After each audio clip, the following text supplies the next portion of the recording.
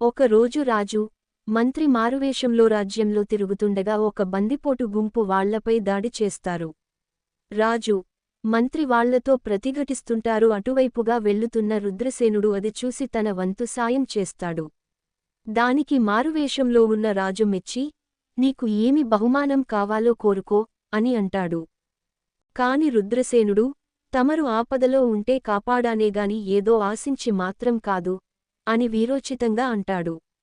దానికి రాజు సంతోషించి, నీకు ఎప్పుడు ఏ సాయం కావాలన్న తనని కోరమని చెప్పి వెళ్ళిపోతాడు. ఇదంతా తన భార్య శాంతశీలకు చెబుతాడు రుద్రసేనుడు. అప్పుడు ఆమెకు ఒక విషయానికి గుర్తుకు వస్తుంది. అదేమిటంటే కొద్ది రోజుల క్రితం తను కట్టేలకని అడవిలోకి వెళ్ళినప్పుడు అక్కడ ఒక మునీశ్వరుడు తారసపడతాడు. ఆ మునీశ్వరుడు, తల్లి ఒక విషయం చెబుతాను శ్రద్ధగా విను. లోకమంతా చీకటిగా అది కూడా శుక్రవారం రోజు ఎవరి ఇంట్లోనూ దీపం లేకుండా ఉండిని ఇంట్లో మాత్రం దీపం పెట్టి గుమ్మానికి అడ్డంగా కూర్చో. అప్పుడు చీకటిని భరించలేక నల్లని చీర ధరించిన ఒకామె నీ ఇంట్లో నుంచి వెళ్లటానికి ప్రయత్నిస్తుంది.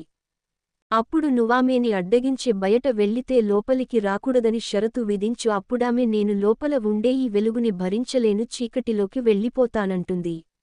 ఇంకొకామె పట్టుపితాంబరాలతో ధగధగా మెరిసే నగలతో ఇంట్లోకి ప్రవేశించడానికి ప్రయత్నిస్తుంది. ఆమెని కూడా అడ్డగించి లోపలికి వెళ్ళితే బయటకు వెళ్ళకూడదు అని షరతు విధించు. ఆమె అప్పుడు బయటి చీకటిని భరించలేను, లోపలికి వెళ్ళిపోతాను అంటుంది. ఆమె ఇంట్లోకి ప్రవేశించగానే నీవు ఐశ్వర్యవంతురాలవు అవుతావని మునీశ్వరుడు చెప్పినది గుర్తుకు వస్తుంది. వెంటనే శాంతశీల రాజు వద్దకు వెళ్లి తాను ఎవరో చెప్పి వచ్చే శుక్రవారం రాజ్యంలో ఎవరి ఇంట్లోనూ దీపం పెట్టకుండా ఉండేలా చూడాలని కోరుతుంది. వెంటనే రాజు ఆమె కోరిక మేరకు రాజ్యంలో ఎవరు శుక్రవారం రోజు దీపం పెట్టకూడదని చాటింపు వేయిస్తాడు. మునీశ్వరుడు చెప్పినట్లు చేసి శాంతశీల ఐశ్వర్యవంతురాలవుతుంది. కాని శుక్రవారం ఎవరూ దీపం పెట్టకుండా రాజుగారితో ఆజ్ఞ వేయించినందుకు చాలా బాధపడుతూ ఉంటుంది. అప్పుడు లక్ష్మీదేవిని ప్రార్థించగా లక్ష్మీదేవి ప్రసన్నురాలై, ఇకపై ప్రతి శుక్రవారం సంధ్యాసమయంలో దీపం పెడతారో వారందరి ఇళ్లకు నేను వస్తాను అని వరం ప్రసాదిస్తుంది. ఎవరైతే ప్రతి శుక్రవారం సంధ్యాసమయంలో తప్పకుండా దీపం వెలిగిస్తారో వారు శ్రీ మహాలక్ష్మి కరుణాకటాక్షానికి పాత్రులవుతారు.